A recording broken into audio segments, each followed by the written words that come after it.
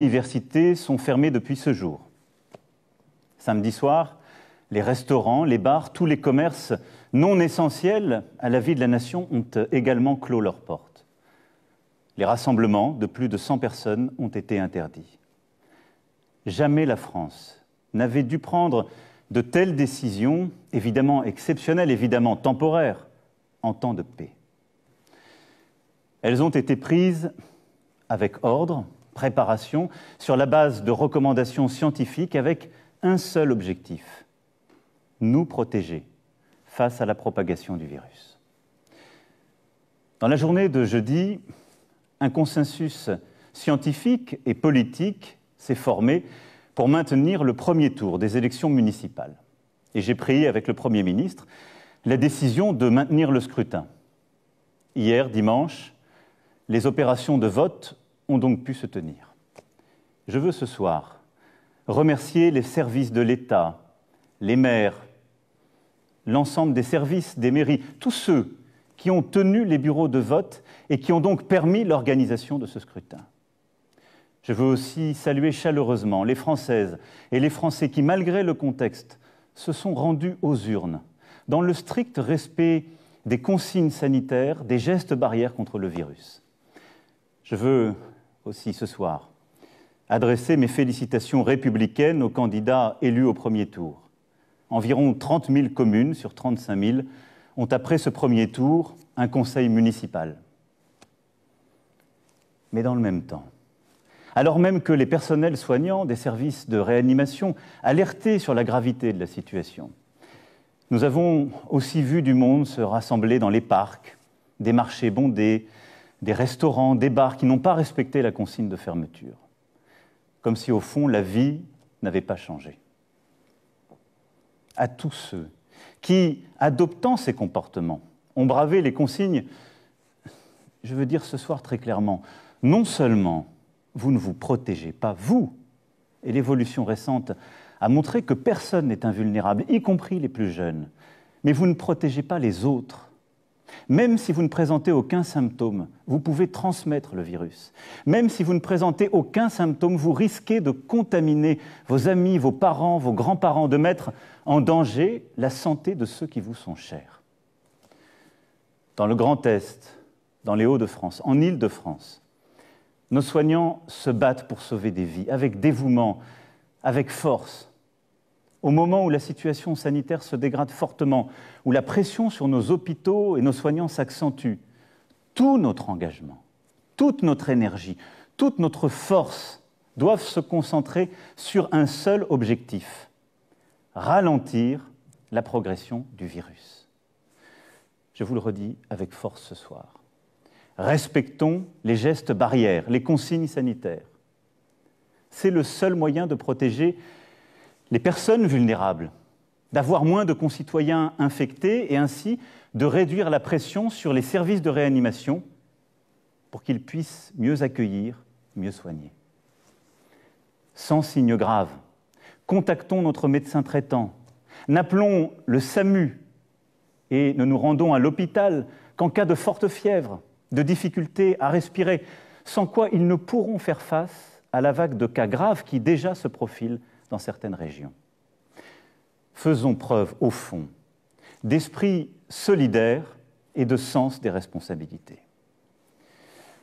Chacun d'entre nous doit à tout prix limiter le nombre de personnes avec qui il est en contact chaque jour.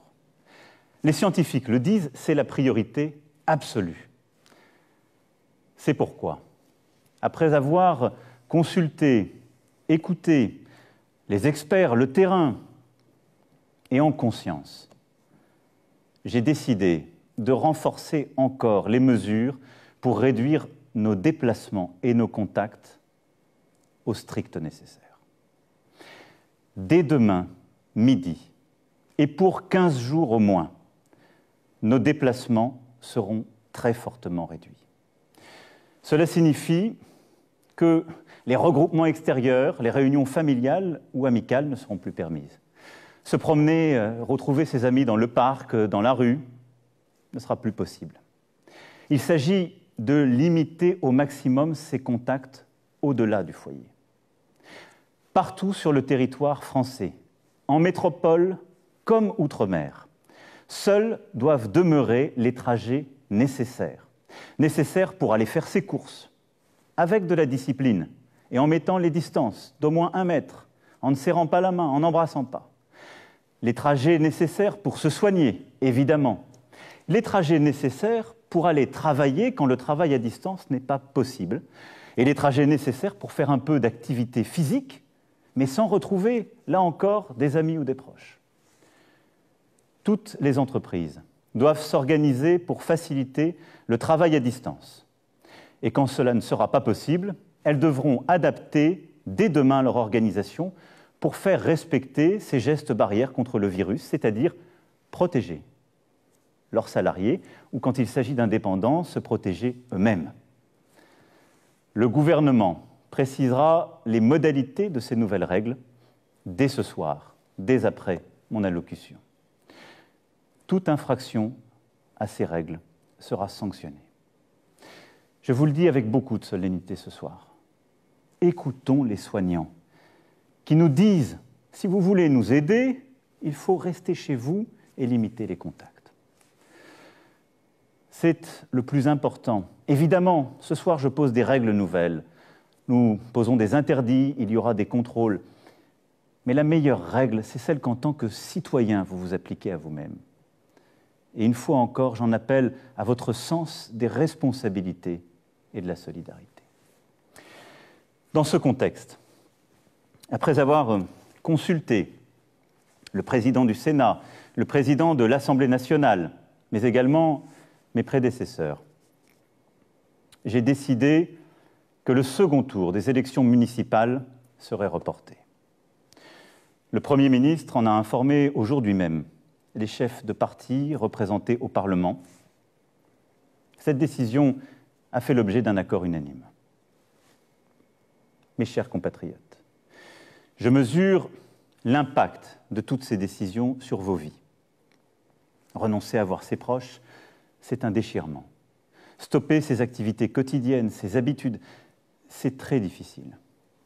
Cela ne doit pas nous empêcher de garder le lien, d'appeler nos proches, de donner des nouvelles, d'organiser aussi les choses avec nos voisins, d'inventer de nouvelles solidarités entre générations, de rester, comme je vous l'ai dit jeudi dernier, profondément solidaires et d'innover là aussi sur ce point. Je sais que je vous demande de rester chez vous. Je vous demande aussi de garder le calme dans ce contexte. J'ai vu ces dernières heures des phénomènes de panique en tous sens. Nous devons tous avoir l'esprit de responsabilité.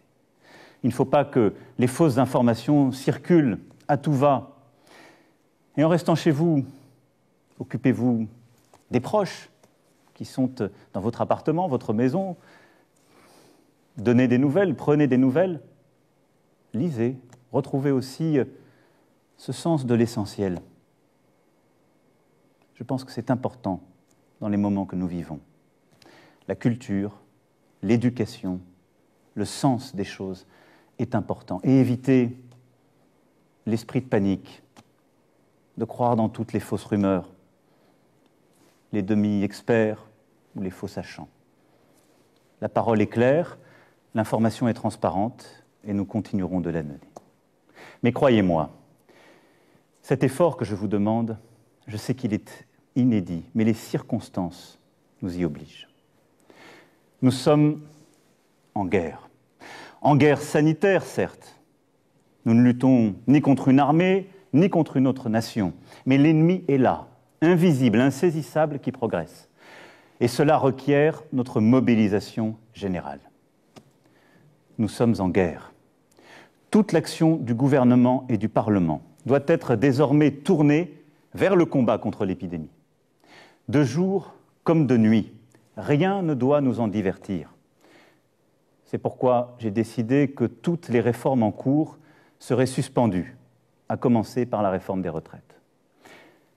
Dès mercredi, en Conseil des ministres, sera présenté un projet de loi permettant au gouvernement de répondre à l'urgence et, lorsque nécessaire, de légiférer par ordonnance dans les domaines relevant strictement de la gestion de crise. Ce projet sera soumis au Parlement dès jeudi. J'ai vu tout à l'heure les présidents de l'Assemblée nationale et du Sénat, afin que ces textes soient votés le plus rapidement possible, afin aussi que la vie démocratique et le contrôle du Parlement continuent dans cette période.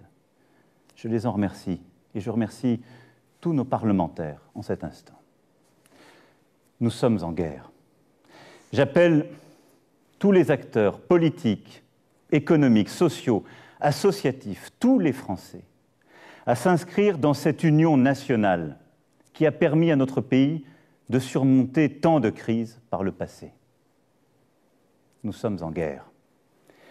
Et la nation soutiendra ses enfants, qui, personnel soignant, en ville, à l'hôpital, se trouvent en première ligne dans un combat qui va leur demander énergie, détermination, solidarité. Ils ont des droits sur nous. Nous leur devons évidemment les moyens, la protection. Nous serons là. Nous leur devons des masques, du gel, tout le matériel nécessaire, et nous y veillons et y veillerons. Nous avons décidé, avec les scientifiques, de réserver les masques en priorité pour l'hôpital et pour la médecine de ville et de campagne, en particulier les généralistes et les infirmières, désormais en première ligne aussi dans la gestion de la crise. Des masques seront livrés dans les pharmacies dès demain soir, dans les 25 départements les plus touchés, mercredi pour le reste du territoire national. J'ai aussi entendu le message des spécialistes, en particulier les chirurgiens dentistes et beaucoup d'autres. Des solutions seront trouvées avec le ministre de la Santé dans les prochaines heures. Nous devons aussi aux soignants la garde de leurs enfants. Un service minimum de garde est en place depuis ce jour dans les crèches et dans les écoles. Nous leur devons aussi sérénité dans leurs déplacements et repos. C'est pourquoi j'ai décidé que dès demain, les taxis et les hôtels pourront être mobilisés à leur profit. L'État paiera. Nous sommes en guerre, oui. Le pays accompagnera dans cette période les régions les plus touchées, aujourd'hui, comme celles qui le seront demain. À ce titre, je veux assurer les habitants, les personnels soignants du Grand Est que nous serons au rendez-vous pour les appuyer face à l'afflux de patients et à la saturation des hôpitaux. Je sais ce qu'ils vivent depuis des jours et des jours. Nous sommes avec eux. J'ai décidé pour cela qu'un hôpital de campagne du service de santé des armées serait déployé dans les jours à venir en Alsace. Les armées apporteront aussi leur concours pour déplacer les malades des régions les plus affectées et ainsi réduire la congestion des hôpitaux de certains territoires. Nous sommes en guerre. Aussi, comme je vous l'ai dit jeudi, pour nous protéger et contenir la dissémination du virus, mais aussi préserver nos systèmes de soins. Nous avons pris ce matin, entre Européens, une décision commune. Dès demain midi, les frontières à l'entrée de l'Union européenne et de l'espace Schengen seront fermées. Concrètement, tous les voyages entre les pays non européens et l'Union européenne seront suspendus pendant 30 jours. Les Françaises et les Français qui sont actuellement à l'étranger et souhaitent rentrer pourront bien entendu rejoindre leur pays. Nous devons prendre cette décision parce que je vous demande ce soir d'importants efforts et que nous devons, dans la durée, nous protéger. Et je veux dire à tous nos compatriotes qui vivent à l'étranger que là aussi, en bon ordre, ils doivent se rapprocher des ambassades et consulats et que nous organiserons, pour celles et ceux qui le souhaitent, et là où c'est nécessaire, leur rapatriement. Vous l'aurez compris, vous le pressentez, cette crise sanitaire sans précédent aura des conséquences humaines, sociales, économiques majeures. C'est aussi ce défi que nous devons mener. Je vous demande des sacrifices pour ralentir l'épidémie. Jamais ils ne doivent mettre en cause l'aide aux plus fragiles, la pérennité d'une entreprise, les moyens de subsistance des salariés comme des indépendants. Pour les plus précaires, pour les plus démunis, pour les personnes isolées, nous ferons en sorte, avec les grandes associations, avec aussi les collectivités locales et leurs services, qu'ils puissent être nourris, protégés, que les services que nous leur devons soient assurés. Pour la vie économique, pour ce qui concerne la France, aucune entreprise, quelle que soit sa taille, ne sera livrée au risque de faillite. Aucune Française, aucun Français ne sera laissé sans ressources. S'agissant des entreprises, nous mettons en place un dispositif exceptionnel de report de charges fiscales et sociales, de soutien au report d'échéances bancaires et de garantie de l'État à hauteur de 300 milliards d'euros pour tous les prêts bancaires contractés auprès des banques. Pour les plus petites d'entre elles, et tant que la situation durera, celles qui font face à des difficultés n'auront rien à débourser, ni pour les impôts, ni pour les cotisations sociales.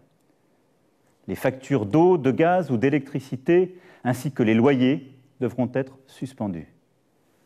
En outre, afin que personne ne soit laissé sans ressources, pour les salariés, le dispositif de chômage partiel sera massivement élargi, comme je vous l'avais annoncé jeudi dernier, et comme le gouvernement a commencé à le préciser. Pour les entrepreneurs, commerçants, artisans, un fonds de solidarité sera créé, abondé par l'État, et auquel le Premier ministre proposera aux régions aussi de contribuer. Le gouvernement, dès demain, précisera toutes ces mesures. Elles seront en fonction des besoins, des réalités économiques, des nécessités secteur par secteur, évidemment adaptées.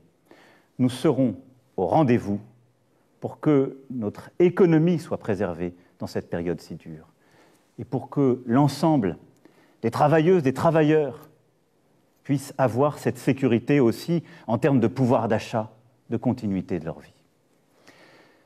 Mes chers compatriotes, la France vit un moment très difficile. Nul ne peut en prévoir précisément la durée. Et à mesure que les jours suivront les jours, que les problèmes succéderont aux problèmes, il faudra, en lien avec les éclairages donnés par les scientifiques, les expériences de terrain, il faudra nous adapter. Nous allons continuer aussi, pendant cette période, de travailler, de progresser sur les traitements. Et je sais le dévouement de plusieurs équipes partout sur notre territoire, avec des premiers espoirs qui naissent. Et nous continuerons aussi d'avancer sur le vaccin. Régulièrement, je m'adresserai à vous. Je vous dirai à chaque fois, comme je l'ai fait, comme le gouvernement le fait, la vérité sur l'évolution de la situation. J'ai une certitude. Plus nous agirons ensemble, et vite, plus nous surmonterons cette épreuve. Plus nous agirons en citoyens, plus nous ferons preuve de la même force d'âme, de la même abnégation patriote que démontrent aujourd'hui nos personnels soignants, nos sapeurs-pompiers, l'ensemble des acteurs de la sécurité civile. Plus vite, nous sortirons de cette vie au ralenti. Nous y arriverons, mes chers compatriotes, en étant unis, solidaires. Je vous demande d'être responsables tous ensemble et de ne céder à aucune panique, d'accepter ces contraintes, de les porter, de les expliquer, de vous les appliquer à vous-même. Nous, nous les appliquerons tous. Il n'y aura pas de passe-droit. Mais là aussi, de ne céder ni à la panique, ni au désordre.